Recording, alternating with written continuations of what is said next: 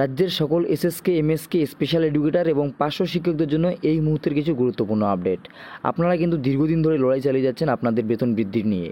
এই মতো পরিস্থিতিতে 2018 সালে পার্শ্ব শিক্ষকদের কিছু বেতন বাড়লেও তা কিন্তু খুবই সামান্য। এই মতো পরিস্থিতিতে আপনাদের বেতন সম্পর্কে ওয়াকিবহাল হলেও মাননীয় মুখ্যমন্ত্রী তথা মমতা বন্দ্যোপাধ্যায় কিন্তু আপনাদের বিষয়ে সরকারি এখনও কোনো নির্দেশিকা জারি করেনি। তো দীর্ঘদিন ধরে কিন্তু আপনাদের লড়াই আপনারা চালিয়ে যাচ্ছেনই।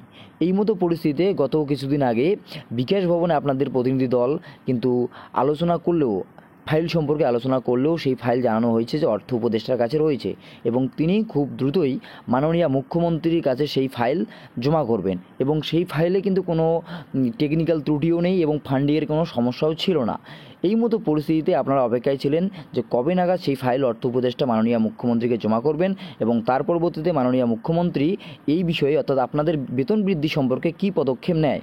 এছাড়াও বিকাশ ভবন থেকে জানানো হয়েছে যে আপনাদের বেতন বৃদ্ধি সম্পর্কে মাননীয় মুখ্যমন্ত্রী এবং শিক্ষামন্ত্রী উভয়ের সঙ্গে আপনাদের বসতে। সেই মতো পরিস্থিতিতে এখনও অবধি কিন্তু মাননীয় মুখ্যমন্ত্রীর তরফ থেকে কোনো রকম পদক্ষেপ নেওয়া হয়নি। এছাড়া অর্থ উপদেষ্টা যে রয়েছেন তিনিও কিন্তু এখনও অবধি আপনাদের যে ফাইল সেই ফাইল কিন্তু মাননীয় মুখ্যমন্ত্রীর হাতে জমা করেনি, এমনই আপডেট আমরা জানতে পেরেছি।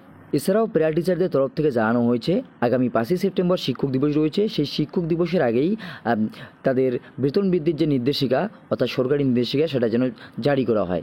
কিন্তু যেহেতু এখনও অর্থ উপদেষ্টা সেই ফাইল মাননীয়ার কাছে পৌঁছাননি, তাতে করে কিন্তু মাননীয়া এই বিষয়ে এই 5ই সেপ্টেম্বরের মধ্যে কোনো কিছু বলবেন কিনা সে বিষয়ে কিন্তু সন্দেহ থেকেই যায়। তাই আপনাদের বেতন বৃদ্ধির বিষয়টা কিন্তু আবারও ঢিলেমি হয়ে যাচ্ছে। এছাড়াও আপনাদের বেতন বৃদ্ধি সম্পর্কে ফিরহাদ হাকিম কী জানিয়েছেন সেটাও সম্পর্কেও আপনারা হয়তো অবগত।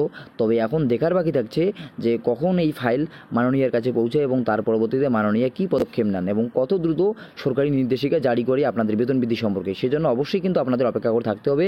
ভিডিওটি ইনফরমেটিভ মনে হলে অবশ্যই লাইক করে দেবেন। ধন্যবাদ।